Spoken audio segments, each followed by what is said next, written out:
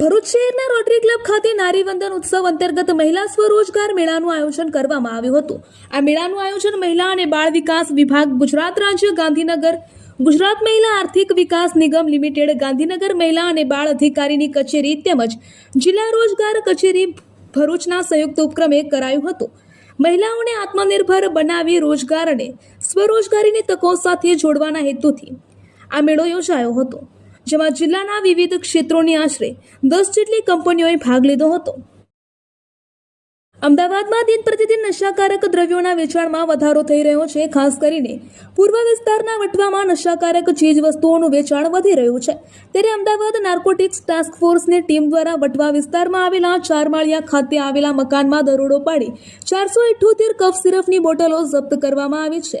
માતા અને પુત્ર ભેગા મળીને કફ સિરપનું વેચાણ કરતા હતા, ત્યારે પોલીસે પુત્રની ધરપકડ કરી છે, જ્યારે માતા ફરાર છે। વટવા પોલીસની જાણ બહાર ટાસ્ક ફોર્સની ટીમને દરોડો પાડીને નશાયુક્ત કફ સિરપ બોટલો વેચાણનાર શખ્સોને ઝડપી પાડ્યા છે। મહેસાણા જિલ્લાના બહુચરાજીમાં વૃંદાવન સોસાયટીમાં 3 ઓગસ્ટની સાંજે એક કાળજુ કંપાવતો અકસ્માત સર્જાયો હતો। સોસાયટીમાં જ રહેતા સગીર વયના ચાલકે બોલેરો કાર ગફલતભરી રીતે હંકારી ઘરના આંગણામાં બેઠેલા વૃદ્ધ, સગીરા અને એક માસૂમ બાળકીને અડફેટે લીધા હતા। આ ભયાનક અકસ્માતમાં ગંભીર રીતે ઘાયલ થયેલા વૃદ્ધા અને સગીરાનું સારવાર દરમિયાન મોત નીપજ્યું હતું, જ્યારે અન્ય એક બાળકીને ગંભીર ફ્રેક્ચર થતાં હોસ્પિટલમાં સારવાર હેઠળ રાખવામાં આવી છે। કારની સ્પીડ 100 થી વધુની હોવાથી દિવાલ અને દરવાજો પણ તૂટી ગયો છે। વડોદરા શહેરના દંતેશ્વર તળાવમાં કૂદીને સલૂન ચાલકે જીવન ટૂંકાવી લીધું છે। આ બનાવને પગલે ફાયર બ્રિગેડ અને પોલીસની ટીમ ઘટના સ્થળે પહોંચી ગઈ હતી અને ભારે જહેમત બાદ ફાયર બ્રિગેડની ટીમે 55 વર્ષીય હિતેશ ભાટિયાના મૃતદેહને બહાર કાઢ્યો હતો અને પોલીસને સોંપ્યો હતો। મૃતદેહને પોસ્ટમોર્ટમ માટે સિયાજી હોસ્પિટલમાં ખસેડવામાં આવ્યો છે। ઉલ્લેખનીય છે કે તળાવમાં મૃતદેહને તરતો જોઈને આસપાસના લોકોએ ફાયર બ્રિગેડ અને પોલીસને જાણ કરી હતી। રાજકોટ નજીક લોઠડા ગામે વરસાદી પાણીના ખાડામાં છપછપિયા કરવા ગયેલા 2 માસૂમ બાળકોના ડૂબી જવાથી મોત નીપજ્યા છે। આ બનાવ અંગે જાણ થતાં જ આજી ડેમ પોલીસે મૃતદેહને પોસ્ટમોર્ટમ માટે ખસેડી જરૂરી કાર્યવાહી હાથ ધરી છે। માસૂમ બાળકોના આકસ્મિક મોતથી મધ્યપ્રદેશના શ્રમિક પરિવારમાં કલ્પાંત છવાઈ જવા પામ્યો છે। અમદાવાદના મનપસંદ જીમખાના ક્લબમાં ડી કંપની સ્ટાઇલથી ગોવાના કેસિનો જેવો માહોલ ઊભો કરીને હાઈ પ્રોફાઇલ જુગારધામ ચલાવવામાં આવતું હતું, જેમાં ક્લબની મેમ્બરશિપથી લઈને હાર જીતના નાણાંની લેવડ દેવડ માટે આંગળીયા પેઢીનો ઉપયોગ કરવામાં આવતો હતો અને સમગ્ર ખેલ ગુપ્ત રાખવા માટે ખાસ કોડવર્ડનો પણ ઉપયોગ કરવામાં આવતો હતો। રાજ્યના દારૂ અને જુગારની પ્રવૃત્તિઓ ઉપર કડક કાર્યવાહી કરતી ગાંધીનગરની સ્ટેટ મોનિટરિંગ સેલની ટીમે અમદાવાદના દરિયાપુરા વિસ્તારમાં મનપસંદ જીમખાના ક્લબમાં દરોડો પાડી મુખ્ય સંચાલક સહિત 187 જેટલા આરોપીઓની ધરપકડ કરી છે। મનપસંદ જીમખાના ક્લબમાં જુગારધામ ચલાવવા માટે આરોપી ગોવિંદ ઉર્ફ ગામા પટેલ અને કિરીટસિંહ ચાવડાના અલગ અલગ વ્યક્તિઓને ટેબલ ભાડે આપતા હોવાનો ખુલાસો થયો છે।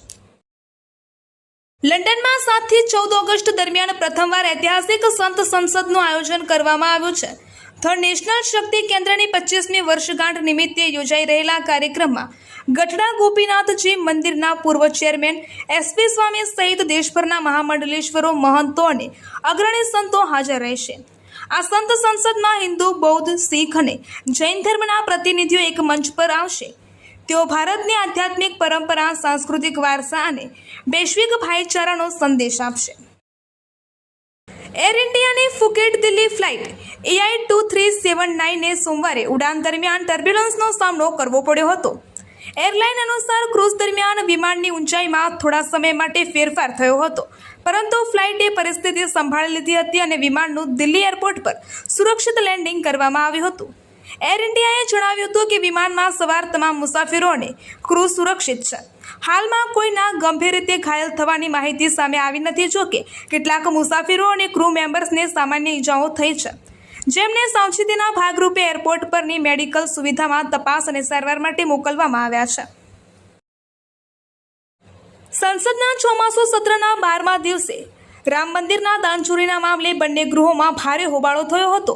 લોકસભાની કાર્યવાહી માત્ર 3 મિનિટ ચાલ્યા બાદ બપોરે 2 વાગ્યા સુધી સ્થગિત કરી દેવામાં આવી હતી, જ્યારે રાજ્યસભાની કાર્યવાહી લગભગ અડધા કલાકના હોબાળા બાદ 12 વાગ્યા સુધી સ્થગિત કરી દેવામાં આવી હતી. ત્યારબાદ ફરીથી કાર્યવાહી શરૂ થઈ, પરંતુ 20 મિનિટ બાદ રાજ્યસભા પણ 2 વાગ્યા સુધી સ્થગિત કરવામાં આવી હતી. તમિલનાડુમાં વિપક્ષના નેતા અને ડીએમકે નેતા ઉદયનિધિ સ્ટાલિનને મંગળવારે પોલીસે કસ્ટડીમાં લીધા.